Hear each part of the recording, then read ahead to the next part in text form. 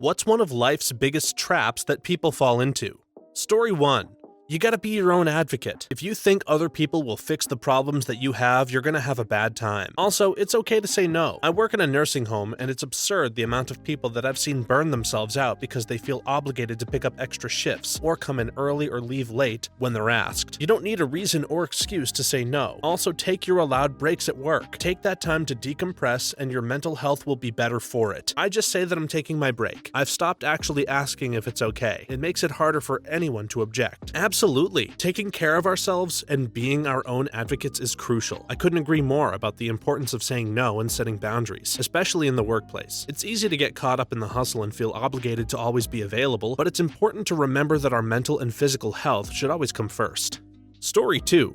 Thinking too much of what others think of them and how they are perceived. I think this goes along with self-esteem, but I started feeling a lot better about myself when I let go of the fear of judgment. I'm just now starting to just be myself and not really care, going on 26. I've always been self-conscious, and bullying didn't help me. I just stopped looking at plus paying attention to people. They can judge me and be jerks all they want. I just won't see or care. I think that was the kicker for me. I'd always look around at people all anxious, and the moment I saw someone looking in my direction, my mind would run and wonder why, or if I was dressed weird, or wonder if they thought I was fat, etc., etc. It also helps to be confident in yourself. Working out and eating healthier helps me, and cleaning regularly. You get in a bind when you just stop doing that, and then you're just in the screw it, I'm already messy mode. It just gets worse and worse until you're in a pit that you can't get back out of. If you're struggling and you're messy, I'd urge you to clean and keep things clean because it's a massive help for my mental health. Yeah, I totally get what you mean about worrying too much about what others think. It's such a common trap and can really mess with our self-esteem. I'm glad you found a way to let go of that fear and just be yourself. That's not easy, but it's worth it. I totally agree that self-confidence plays a big role in this, and taking care of ourselves can help with that. Cleaning and organizing our environment can also make a huge difference. I know for me, when my space is clean, I feel more in control and less stressed.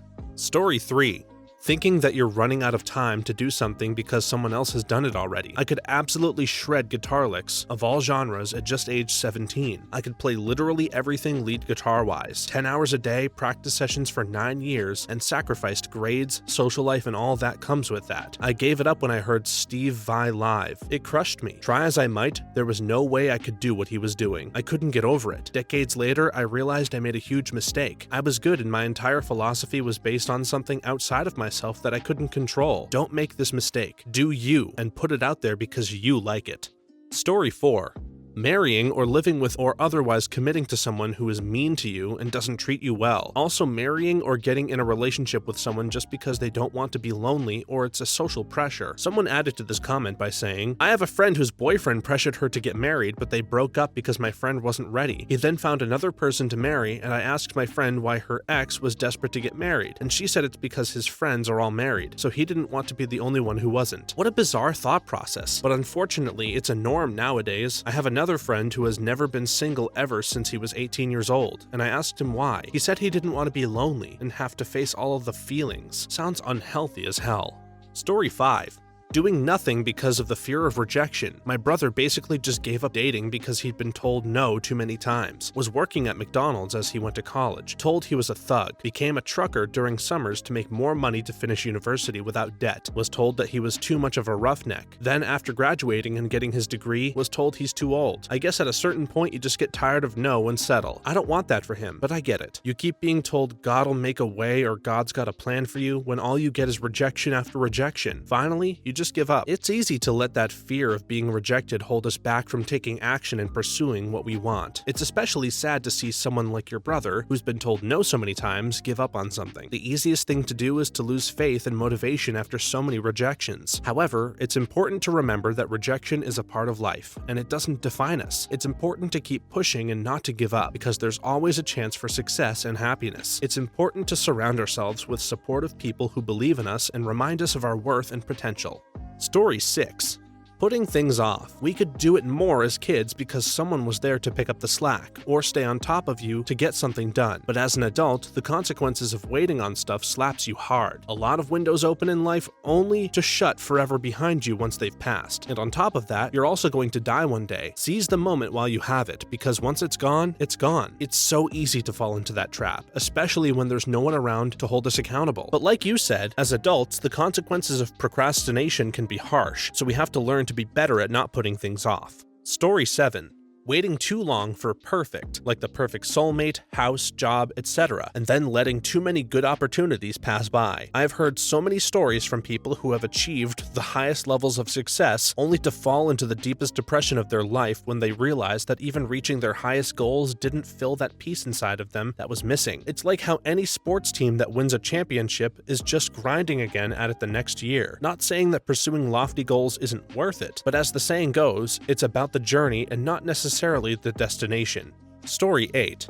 Letting other people define success for them rather than defining it for themselves. We tend to compare our daily life struggles to someone else's highlight reel. We don't see the struggles they confront on a daily basis. We don't usually hear of the failures, only the good things. Totally agree. Success is different for everyone, and it's important to define it for ourselves instead of basing it on other people's standards. It's not just about achieving a certain status or having a certain amount of money. It's also about being happy and content with ourselves and our lives. It's a journey, not a destination, and it's important to focus on our own progress and not get caught up in comparing ourselves to others. It's important to set our own goals and strive for them, instead of trying to measure up to someone else's.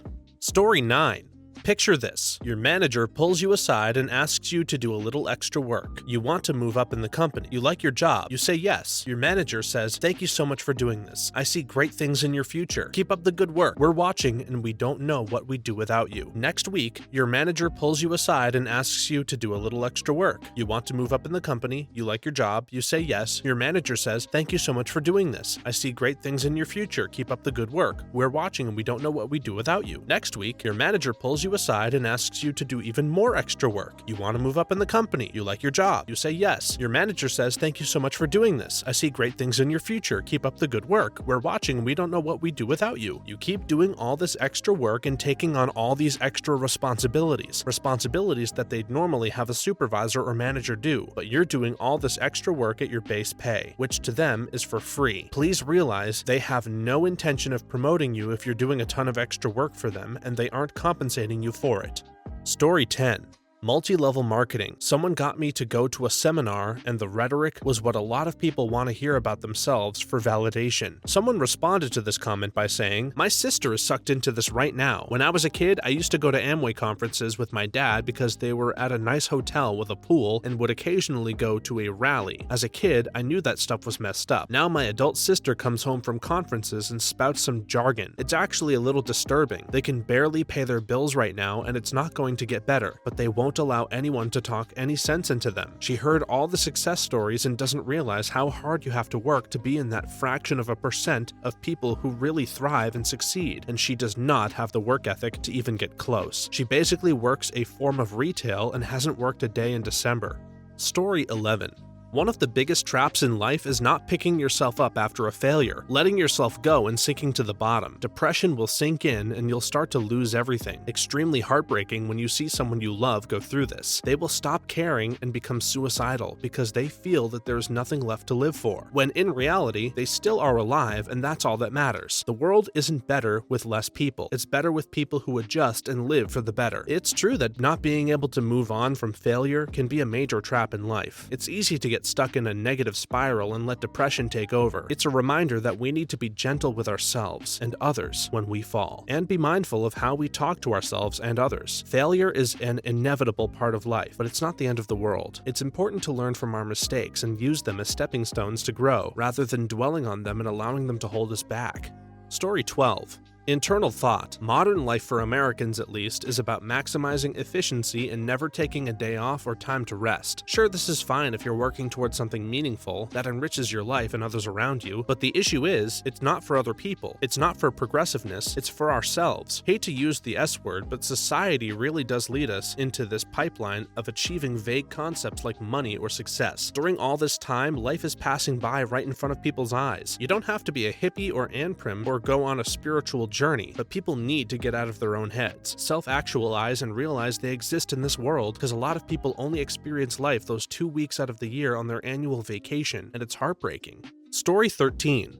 Having kids because society said they should. Nothing against kids, parents, etc., but the pressure to have kids is immense from family and/or religion in most areas and cultures. More often, couples have to explain why they chose not to or couldn't have. Someone replied to this comment by saying, "Reason why 90% of my education program preparing me to be a teacher is literally all about trauma sensitivity because of things like this. It's hard to be an attentive, good parent. It is. Making a child the center of all of your energy is exhausting and time-consuming. More time than you can ever have. Even the most patient and attentive parents will still fail to meet certain needs and lessons that their child may need addressed. Even some of the most put-together kids are still suffering from some forms of trauma and develop maladaptive habits. Dad tries, but he missed out on a lot of my home games. I shouldn't bother him. He's busy. Mom is really worried about me. I shouldn't tell her. She'll only worry more." And these are examples of the more put-together kids. Parenting is a hard, unpaid job that people just expect of you, and it's easy to see why it doesn't always go well. Parenting is a hard job. There was a quote by someone saying, "While they were growing up, they did not realize that they were also watching their parents grow up." Just because you're a parent doesn't mean you aren't still a student or learning. And to a kid, just because someone is a parent doesn't mean they know everything. It is a really hard job that sometimes goes thankless. If you're like me right now, thinking about your own parents and how hard they worked to make you the person that you are today, go ahead and give them a call. Pause the video, call them, tell them that you love them. Trust me, they will never get tired of hearing that. Story 14. By far the biggest, living in a complacent existence because it is rooted in a fear with something based around your self-esteem, change, open-mindedness, and forcing actions, even minor ones such as taking a trip to the library, cooking a meal you haven't tried, or major like applying to a new job or trying a new hobby involving other new people, are the method to staying youthful and, mostly important, soulful. Complacency eventually hits a floor that isn't pleasant to yourself or others around you because you don't have much new insight, merit, or bright energy to offer. May sound general, but ask yourself, when was the last time you tried something for the first time? Food, a place, a book, a trip? Less complacency equals more soul. Story 15.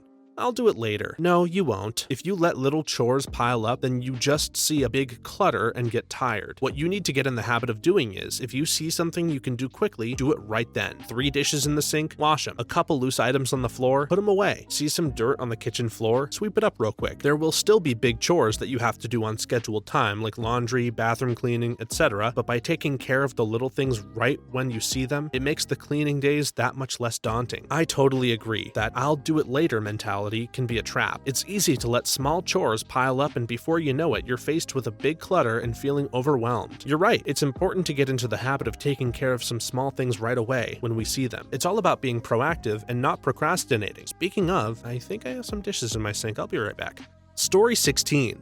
Social media. People spend hours of their lives wasted on social media, especially websites like TikTok. People think watching a few seconds of videos won't take long until they realize they have watched hundreds of videos and it's hours later. Social media ruins people's lives. Please, if you read this or hear this, take at least 1 day a week off of any social media. Facebook, Twitter, TikTok, even YouTube and Reddit. Just do anything other than browsing social media. It's 100% true that social media can have a negative impact on our lives, and it's important to be mindful of our usage. I think it's a good idea to take at least 1 day a week off of any social media. It can be a great way to disconnect and focus on other things in life. It's also a good idea to set a time limit for ourselves and stick to it. It's important to remember that social media is just a small part of our lives, and it's important to find a balance and not let it consume us. Thank you so much for watching until the end. If you have an example that you'd like to share, please leave it in the comments below. Then be sure to like this video, subscribe, and hit that notification bell so that you know when our next video is available. For more videos like this one right now, please stop by our channel. Thanks again, and see you next time.